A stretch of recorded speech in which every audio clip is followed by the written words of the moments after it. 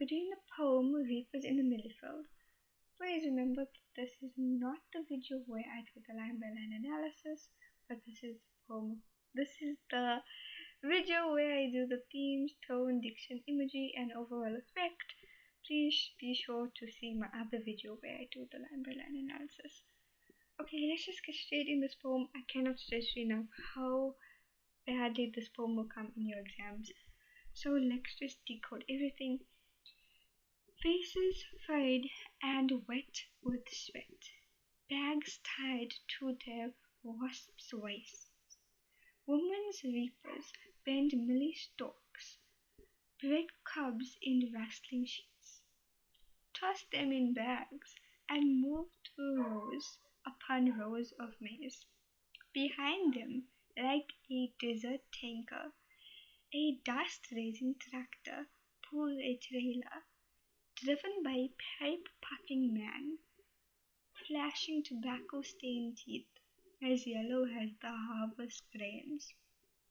He stops to pick up bags, loaded by thick-limbed laborers, in vests baked brown with dust. The sun lashes the workers with a red-hot rod. They stop for a while to wipe a brine-battered brow and drink from battered cans, bubbling with malty mayo. Thirst is sucked in seconds. Men jerk bags like cushions, and women become prancing wild mares. Soon the day's work will be done, and the reapers will rest in their crops. Oh my word, this poem is so important. Okay, so let's just decode a little bit of this hard words. Okay, so as we know, it's about laborers working in scorching hot sun in terrible conditions. Their vests are baked by the sun, so this is personification here, as the sun is baking their brown vests. Okay, so their vests are being baked, so it's being burnt by the sun. Okay, the sun lashes the workers with red hot rods. So this is also more say personification. It's also a sad reference as the sun lashes the workers. So the laborers of slaves at that time used to get lashed by whips or by red hot rods. So it's reflecting on that as the sun is doing that now. Okay, the sun is hitting them with a red hot rod. Okay, brine battered brow. This is alliteration right here. Alliteration.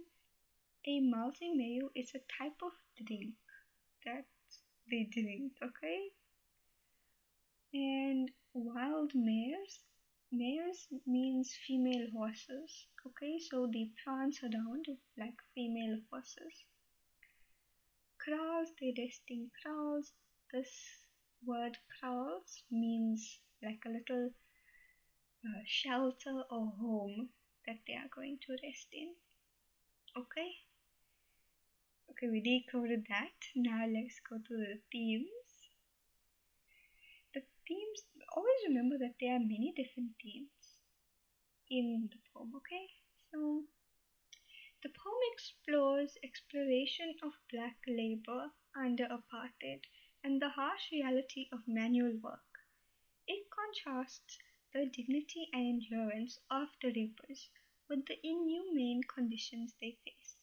There is also a theme of resilience, desperate exhaustion. The workers keep on going and look forward to rest. Okay, so this is the other types of themes that are presented in this poem: resilience, desperate, exhaustion. The theme is also a bit of a background story. Always remember that it's a bit of a background story about what the poem actually is. Okay, let's go to the tone. Always remember that the tone is the poet's attitude when he was writing this poem, or when she was writing this poem. So the tone is somber, oppressive, and weary, but with an undercurrent of resilience. The poet doesn't romanticize labor. Instead, he conveys exhaustion and resignation through the worker's persistence, evoking a quiet admiration. So he's not romanticizing, the author is not romanticizing the work that they went through. So, in terms of romanticizing, he means that he's not sugarcoating it. He's not making it seem nice or giving it any fancy, better words. He's saying it how it brutally is. They showed persistence and exhaustion while they were working. So he's basically just saying that. The diction, the diction is so the choice of words that have been used in this poem. So the choice of words is harsh, physical, and sensory diction. So it paints a picture in your mind. So it's also with negative connotations, like the words furrowed, baked brown with dust, rime battered brow, red, what, rod, battered cans. All of these are showing negative connotation. Okay, so it's not very nice words to say. It's not very appealing, but it's the truth. There's no sugarcoating. This poet is saying it how it is. The language is direct and unflinching, making the labor feel heavy and painful. Let's go to the imagery. Now, the imagery is what's the image that comes into your mind whenever you read this poem? So, what are you thinking of? The imagery is vivid and oppressive. The sun lashes the workers with a red hot rod. Personifies it as a whip, showing its cruelty. Visual imagery of faces furrowed and wet with sweat, dust rising tractors, and tobacco-stained teeth as yellow as the harvest grains, highlights the grim and dehumanizing way that these people were treated. They were treated so horribly, made to work in such bad conditions. Similes like the men jerked bags like feather cushions.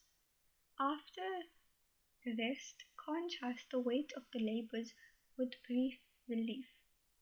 The final image of resting in their coats gives a sense of return to community and safety. Now let's go over the overall effect.